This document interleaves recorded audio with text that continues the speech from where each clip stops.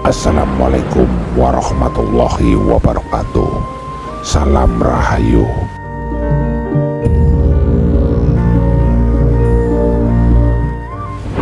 Akal sehat akan menjadikan kita sadar. Bila akal kita sehat, maka akan menjadi kebutuhan untuk sadar. Sadar dalam tindakan, sadar dalam perbuatan, serta sadar dalam berbicara. Di saat kita sadar, maka tidak ada lagi yang menjadi kecurigaan kalau kejujuran itu dilakukan sesuai penghayatan jujur sejujurnya. Vibrasi dari ucapan yang tidak jujur terlihat dari respon penolakan, dari sinyal yang ditimbulkannya. Setiap manusia yang punya hati akan mengerti, dan siapa manusia yang tidak punya hati akan terus berusaha membuat penghasutan dan akan terus membuat penyesatan, karena si sesat itu memang bertugas secara konsisten sebagai predikat penyesat. Ya, penyesat yang bisa masuk ke semua hati manusia dalam menyebar pengaruhnya. Para manusia yang sudah dipengaruhi, yang sudah dikuasai oleh penyebar kesesatan akan menjadi budaknya, bisa selamanya atau akan berontak dan sadar dari kebodohannya. Kalau itu terjadi, maka kesadaran akan membebaskannya. Kesadaran dan penyesat terus saling mempengaruhi hati manusia yang hidup di dunia ini. Buah dari pengaruh hati manusia yang terkuasai oleh yang sesat: kemunafikan, gila hormat, egois, pendapatnya yang paling benar, banyak omong, suka bersiasat jahat untuk sesuatu kekuasaan, dan keuntungan yang licik. Juga menjadi raja debat.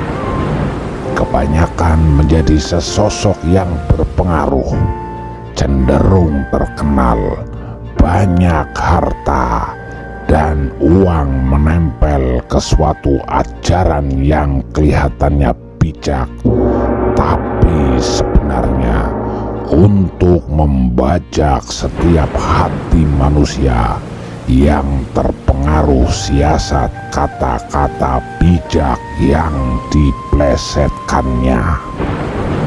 Selalu mencela kalau tidak sesuai dengan keyakinannya, selalu membuat kerusuhan bila ada kesempatan, lempar batu sembunyi tangan untuk sesuatu yang diperjuangkan, menembus batasan setiap lini kehidupan untuk dipengaruhinya hingga lingkaran istana.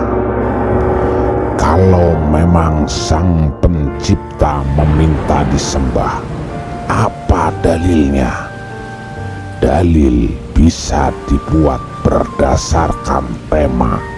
Itulah caranya bersiasat.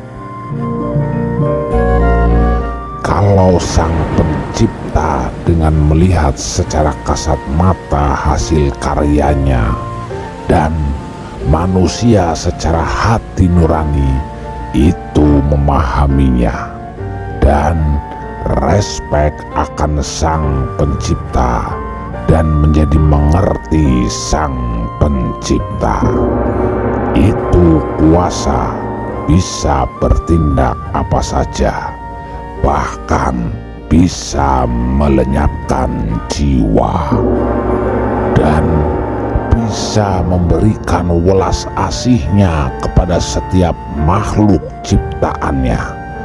Maka Sang Pencipta layak diagungkan, bukan disembah. Karena manusia juga bagian dari ciptaannya menurut citranya.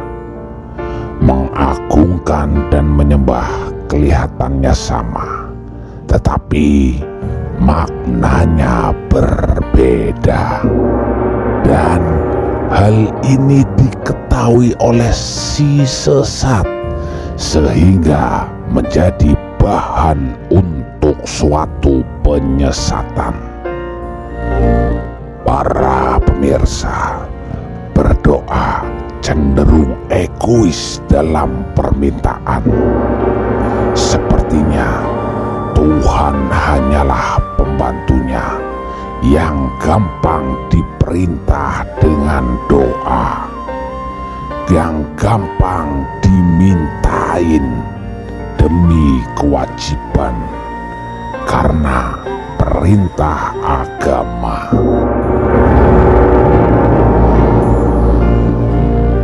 Cobalah kita renungkan. Banyak dan sangat banyak bahan yang dipakai oleh si sesat untuk menyesatkan. Pertanyaannya, siapakah itu si sesat? Bagaimanakah wujudnya? Bagaimanakah sepak terjangnya? Dan bagaimana keberadaannya bisa menguasai dunia? Bagaimana bisa menyusup ke setiap ajaran agama? Dan bagaimana manusia-manusia yang mudah terperdaya oleh si sesat untuk dikuasainya? Lantas, bagaimana kelanjutannya?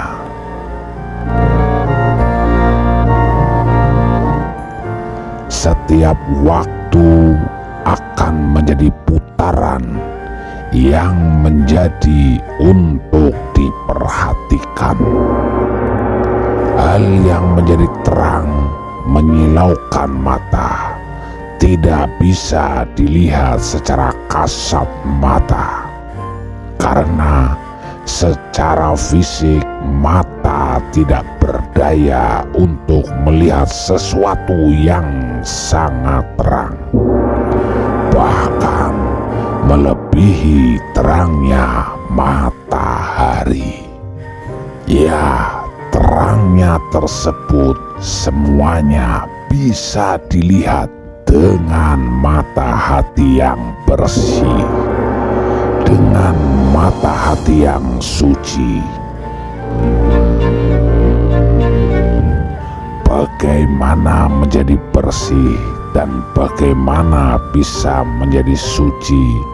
Maka senantiasalah bertindak ngastiti, ngati-ngati, dan laku mati raga atau berpuasa dalam berkesadaran. Kesadaran melalui cara semedi ataupun meditasi, maka akan membawamu ke pencerahan diri. Itulah jalan untuk lepas dari sesat, menuju kesadaran. Berkesadaran menuju kesadaran untuk tujuan sadar.